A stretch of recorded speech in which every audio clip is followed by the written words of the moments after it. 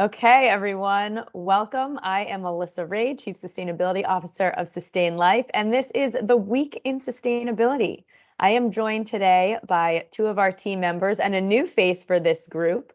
I'm joined by Constance Duke and Jacob Pastrovich.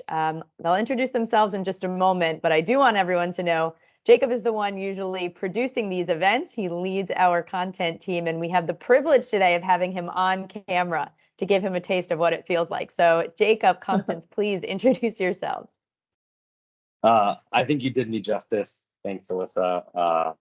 Yeah, I'm not a member of our sustainability team, nor am I a sustainability expert, but thanks for having me on. I will try to make this as compelling and as nice to listen to as Nick does in his absence today. Hi, everyone. I'm Constance. I'm Director of Sustainability here at Sustain.Life, and I lead our technical practice. All right, awesome. So per usual, it has been quite the week in sustainability. We're coming to you today to talk about a couple of big stories. One, a new Boston Consulting Group study on the state of corporate emissions coverage, followed by an analysis of a recent CDP study talking about the critical role that companies have to play in the transition to net zero. Unfortunately, some recent coverage of countries missing their climate targets, but don't worry, we're going to cap it all off at the end with some news on ISSB and some news on Scope 3 emissions. So let's kick it off. Constance, what does BCG have to say about the state of corporate emissions coverage? Yeah, this is a really great study that they came out with. So it basically showed that only 10% of companies in their sample fully measured their greenhouse gas emissions. It was a pretty good sample size, about 1,600 organizations in diverse industries, pretty large companies, I would say, upward of 1,000 employees, and anywhere from 100 million to upward of 10 billion in revenue. So, but yeah, a good sample size. And they also found, in addition to this, incomplete emissions accounting, that there were major gaps in accuracy. So the error rate of what is reported is anywhere from 25 to 30%, which is really significant. It also kind of aligns with a recent report from the Washington Post that said that emissions are drastically underreported as much as 1/3. So that's kind of where that comes from. And yeah, only 12% of companies set Scope 3 emissions as a priority, even though Scope 3 comprises 92% of all emissions. And we can talk a little bit more about why that coverage isn't great yet. But what was interesting is that 64% of the respondents who do measure their full emissions inventory also reported significant reductions, and it was only 45% for those who had incomplete inventories, which is pretty interesting that there's That is interesting. And then going back to the stat that you shared about the errors in margin. So this is a study that BCG does every year, right? So even though the error rate is 25 to 30%, they actually said that that's an improvement from last year's study, like a 5% improvement from previous year, right? Yeah, it used to be 30 to 35%. So yeah, it's. Why is the error rate so bad though? Like I'd love to understand that a little bit more. Oh, you mean the inaccuracy and imprecision of emissions accounting? Yeah. Our bread and butter, right? That's right. But especially for such large companies like Constance, you said 100 million to what 10 billion in revenue. Like I mean, these are not small companies. Like you would think they have robust carbon accounting practices and teams. So why the error rate and like what is acceptable there? Yeah, I don't think there's a standard right now for accuracy, especially for Scope 3 emissions. People kind of do what they can with the data that is available. And when you think about, let's say Scope 3 emissions from purchased goods and services,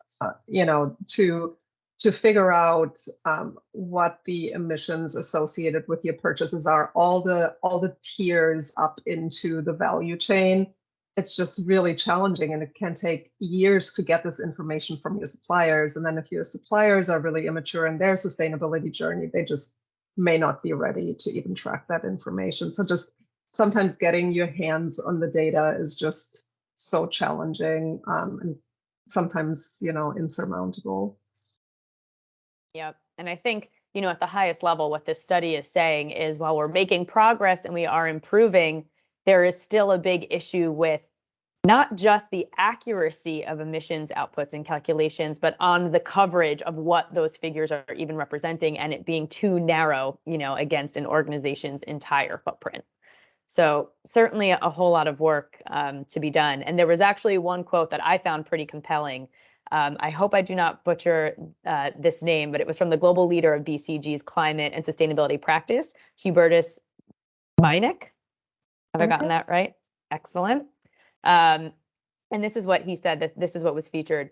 The results of this year's survey tell a clear story. The time has come to urgently accelerate progress in terms of the measurement and reduction of emissions. Leaders need to demonstrate true convictions and a willingness to drive cultural change at both the company and governmental level. And organizations need to embrace the adoption of the digital and AI tools that are more available to provide them with the most accurate and comprehensive measurement.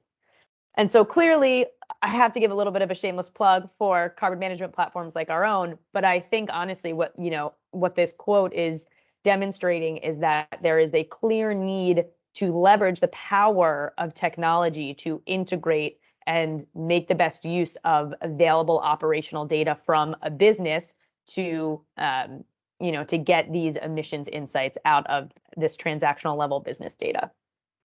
And that was definitely a comment from the respondents too, because they were asked, how can we accelerate emissions management? And they said policy, incentives, regulation, senior leadership buy-in, but also digital solutions. Yep. And I think that this whole study dovetails very nicely with some additional news coverage that was in a phys.org article recently, but that was basically saying how critical and central of a role corporations have in getting us to the net zero transition that we need, and looking at the role of corporations against government regulation and spending package, and looking at something incredible like the IRA, the Inflation Reduction Act that we have here in the US, which was this incredible win, towards climate action and the transition to net zero, that released $375 billion worth of spending to support that transition. But saying that if everything in that bill goes right, we're still only getting a third of the way there. I think the number from the Rhodium study is actually 40% of the way there. But that's still only getting us so far to net zero, and that you really need these corporations to drive real change, because the supply chain network effect that they have in creating their own standards and their own goals and ambitions towards net zero, and then having that percolate through their supply chain, is such an incredible market factor, in actually making progress towards those goals. Is that sort of like, so obviously the IRA is going to get us potentially a third to 40% of the way there, and then is there an estimate of like what corporations they need to pick up the other 2/3 or other 60%, or where does that come from? Yeah, the problem right now is that nobody is on track to get us where we need to. So even if we're saying that businesses are going to make up the other 2/3, it's still right now not getting us to even well below 2 degrees. And what I also thought was interesting in this study is they did cite a recent CDP study, or this article cited a recent CDP study that really focused on supply chain emissions. And Alyssa just mentioned, the supply chain network effect, which is so important. But they found that the average corporation supply chain is responsible for 11 times more emissions than the company itself. So these indirect emissions are far more critical to address than even company direct emissions. And they also provided some stats. I think it was about 200 large corporations that have induced nearly 24,000 smaller companies to reduce their greenhouse gas emissions. So that seems like a huge number. And it's also interesting to evaluate that against what we just talked about, that emissions inventories are still so inaccurate and incomplete. And yet, a company saying, hey, as my supplier, and as a condition of doing business with us, we need you to reduce your greenhouse gas emissions, that actually can be really impactful, regardless of where you are in the measurement stage. And I mean, obviously, it's going to take all the Walmarts, the Targets, the Amazons of the world to start saying to their suppliers, hey, you need to understand your emissions. They're part of our scope 3. How optimistically, like when can we see that really become sort of the norm for the Fortune 500? So to be asking their suppliers for this. I wonder if there's got to be stats and a study on that. I don't know them offhand, but I do think anecdotally, like you just mentioned a lot of company names, like this is starting to percolate and really happen and appear in the mainstream, right? You have these large leading companies that can use their buying power, frankly, to compel their suppliers to say, hey, if you want to do business with us, these are the kinds of companies that we do business with. And just like we have a supplier code of conduct for fair labor and conflict minerals and working conditions, guess what? We also have one for environmental performance and emissions disclosure. So and we're not saying, we're not saying in any way that this isn't challenging or that this always works, right? Because one, you have to have purchasing power to influence your suppliers like that, as we've learned firsthand when we try to evaluate our suppliers. But when Microsoft released its latest sustainability report, it was very clear that they missed their scope 3 goals. And I was actually working for a Microsoft partner company when they released that requirement for suppliers to reduce their emissions. But they had 20% revenue growth. The emissions aren't decoupled from growth. So as revenue went up, emissions went up. And what they kind of lost in scope 3 emissions reduction was so much more than what they reduced in direct emissions. So even if you are a very large company and you do roll out this kind of initiative, it is very difficult still to compel your supply chain to take certain actions. And understandably, companies are reluctant to just sever ties with suppliers. And so when they come out with these programs, they are pretty diplomatic, and they say, we're not going to cut our suppliers. We want to work with them, which is all very understandable. But I wonder if it's not quite enough pressure to get people to cooperate. Yep. And there's another article that is just further really conveying like the urgency and the critical role of corporations. The Times published a piece recently that said how just 26 of the 193 countries that agreed last year to step up their climate commitments and actions have actually followed through with more ambitious plans. And so when we look at COP27, COP26 was all about let's everybody pledge, everybody make a promise, everybody commit that you need to, have a net zero transition, a 2030 goal, a 2050 goal, on that path. And COP27 is really very much so oriented on what is your measured progress? What has been your incremental change and the actual performance towards that pledge? It's really putting that pledge into action. And I think what we're seeing is that the results of that may not be as inspiring or positive as we would hope and as what we know we really need to keep the 1.5 degree warming threshold alive. And going into COP27, are there going to be repercussions? What's going to happen out of that? Whenever the rest of these countries comes out that they're along the lines of the corporations that we were just talking about that have missed the mark, right? What happens then? That's always been a voluntary initiative. But yeah, it's and I like, Alyssa, how you just kind of framed this still in a positive way. I actually thought it was horrible news. I'm seeing a lot of articles and posts that basically say 1.5 is off the table. In any type of realistic scenario, which I think was one of the big stories that came out of the UNEP emissions gap report. So we're hearing, that we're on track for 2.1 to 2.9 degrees, which is, I think, what the New York Times article said. The UNEP report said 2.4 to 2.6. I mean, this is pretty drastic compared to the 1.5 or even the well below 2 that we were shooting for. Yep. And I do just want to add a tiny bit of nuance here, because we're hearing a lot about the 1.5 degree target, and it's not a target. The target is 0. It's like occupational safety. Your target is always 0. So Yes. we need to understand it as a ceiling or a threshold that we should try very hard not to cross, and we might have missed it. Constance, that's actually incredible perspective. And I completely agree that the conversation has changed, that before it was viewed as a ceiling, right? You think of like price ceilings. It was like, we absolutely cannot cross 1.5 degree.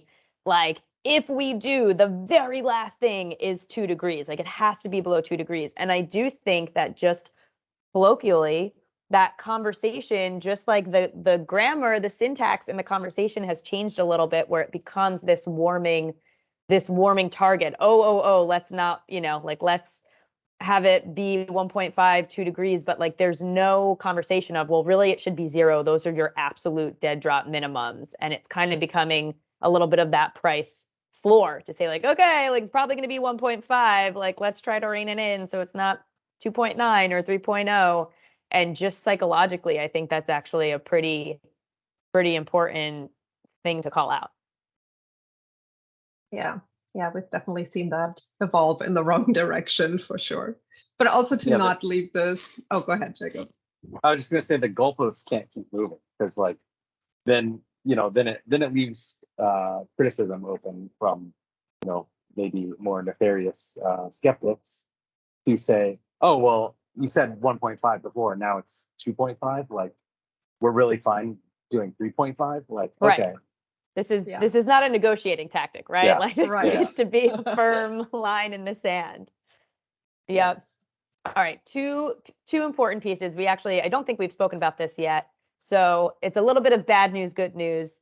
On the bad news side, the SEC has recently announced that they received so many public comments to the proposed climate disclosure rule, over 14,000 comments, that they likely are not going to be able to make their deadline of finalizing the rule by the end of the year. So the disclosure for public companies in the United States, which was supposed to kick in 2024 for 2023 fiscal year data, may be pushed back. We don't know what the timeline is.